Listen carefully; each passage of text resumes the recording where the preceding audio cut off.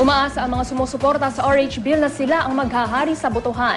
Taliwas naman ito sa ipinapanalangin ng pamunuan ng Simbahang Katoliko. May report si Jam Sisante. Jam?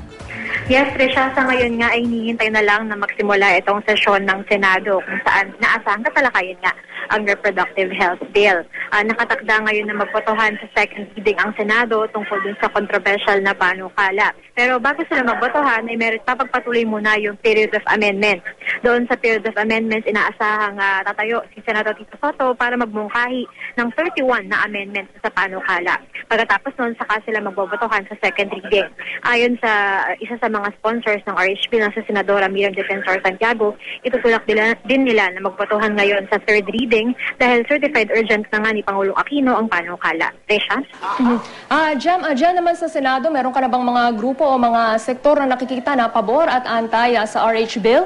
Yes, Trisha, puno na nga itong gallery ng Senate Session Hall ng mga taga-suporta at ng mga tumutuligsa din sa RH Bill. Siyempre, yung mga tumusuporta ay naka-color purple habang yung mga tumutuligsa naman ay nakapula. Meron ditong mga madre din at ilang obispo para magpakita ng kanilang pagtuligsa din sa RH Bill. Trisha? Oo, Jam, nakikita natin ang ating live na kuha sa plenary hall ng Senado. Kamusta naman yung ambiance dyan?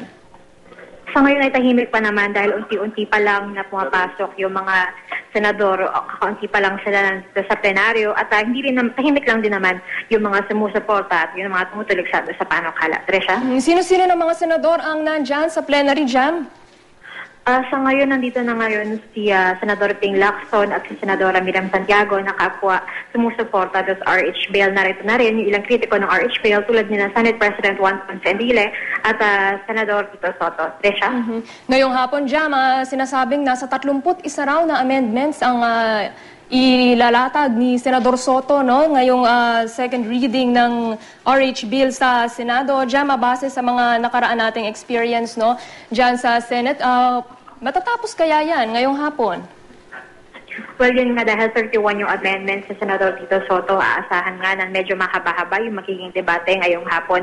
Pero napagkasunduan na talaga na ngayon at least yung second reading magbobotohan ngayon. So I don't think napapayag yung mga sponsor ng RH Bill na i-delay pa yung magiging botohan dito sa panukala dahil last week pa lang ay napagkasunduan na talaga nila ito. Trisha?